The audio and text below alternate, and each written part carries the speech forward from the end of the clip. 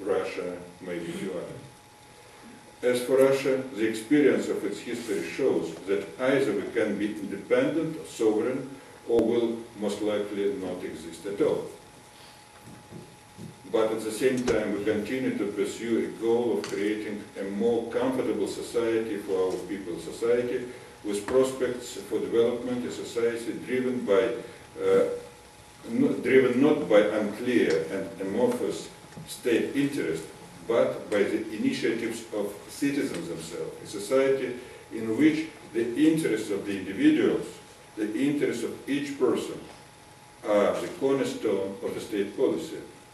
We will continue to pursue this goal of ensuring that our people not only have the opportunity to express their opinions, but also that through the expression they can really influence the state policy.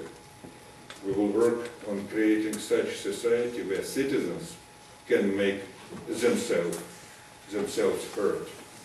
Of course, we do see attempts to use the lexicon of democracy to influence our domestic and foreign policy. I don't think it is helpful, and I don't think that is the right course of action. It can only undermine trust in the very institutions and principles of democracy. And one more consideration. The term sovereign democracy somehow reflects the search for the Russian equivalent of the West European concept of a nation-state. For Russia, as a multi-ethnic and multi-confessional state, the scenario for the development of a single ethnic state structure is unacceptable. The solution of the supranational power promoted by the European Union is to lose for Russia with centuries of experience of the close coexistence of different nations and ethnic groups. So in fact, the bottom line is such kind of debate can be viewed as a starting point for designing, for shaping the future of our country and its democracy. And the forthcoming events in Russia, I mean the election, general election in December, and presidential elections in March next year, will show further directions for the development of the society in Russia on the path of democracy and the free market economy. I thank you very much for your attention. These were my opening remarks, and now I'm prepared to have your questions and to answer.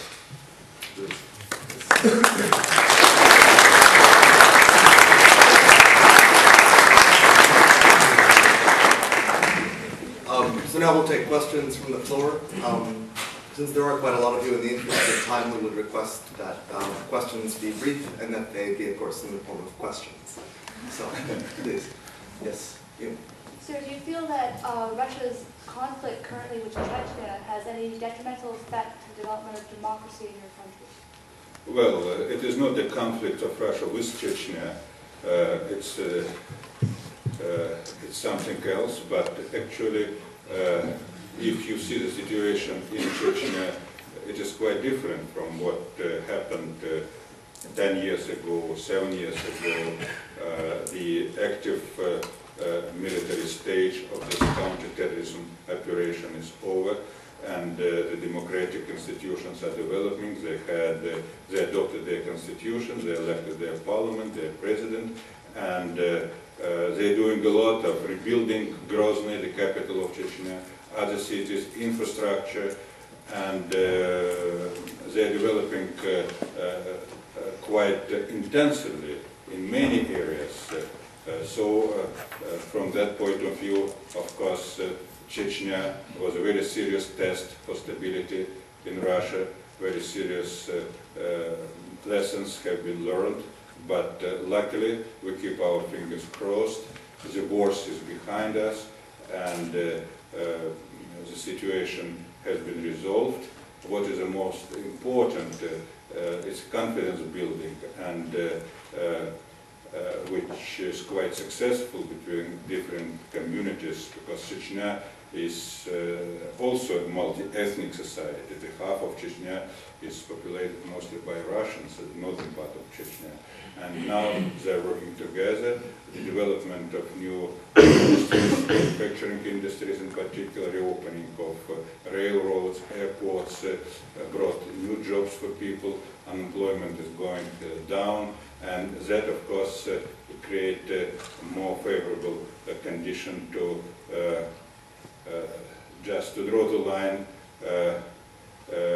on these events and to go ahead. Thank you. You, ma'am. Thank you. That Putin plan has been announced only after 8 years of Putin's rule. Does it mean that past previous 8 years were without any plan? No, as I said, so to say, the plan itself is a political expression used by one political party. Indeed,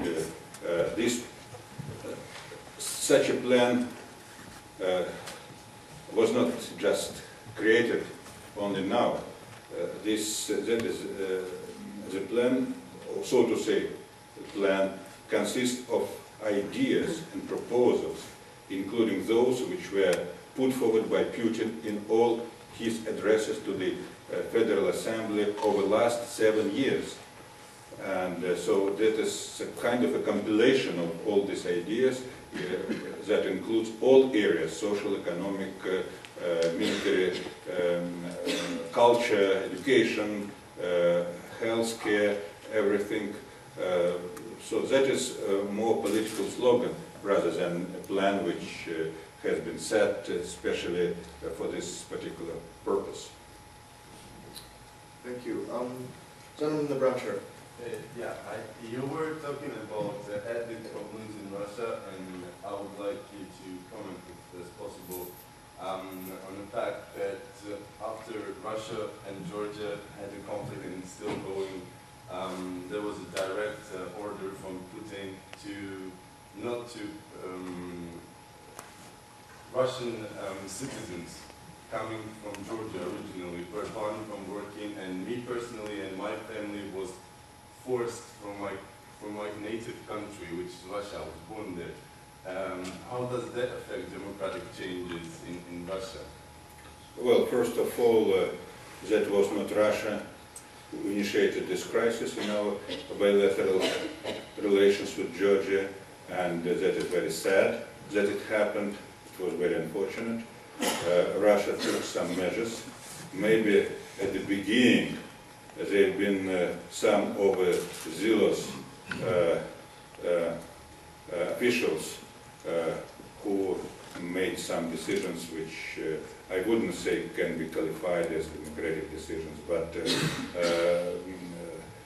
those measures which were imposed were not meant to hurt people and to have impact on people-to-people contacts which have a very long history in relations between Georgia and Russia. Now, as I understand, the situation is improving, and in terms of visa, in terms of travel, in terms of contacts, and I hope that in the future we'll be able to normalize our relations with Georgia. Thank you. Yes, sir. Moving slightly back to Chechnya and the arrests of people implicated in the murder of Anna Politkovskaya. And Can you speak up? Oh, sorry. The individuals who have currently been arrested over the murder of Anna Politkovskaya. Yes. Would you believe that the level of official involvement that some of them have represent all that you're going to find out? Or as we peel away more layers of the onion, might we find out more deeper into issues of organised crime connected to political influence?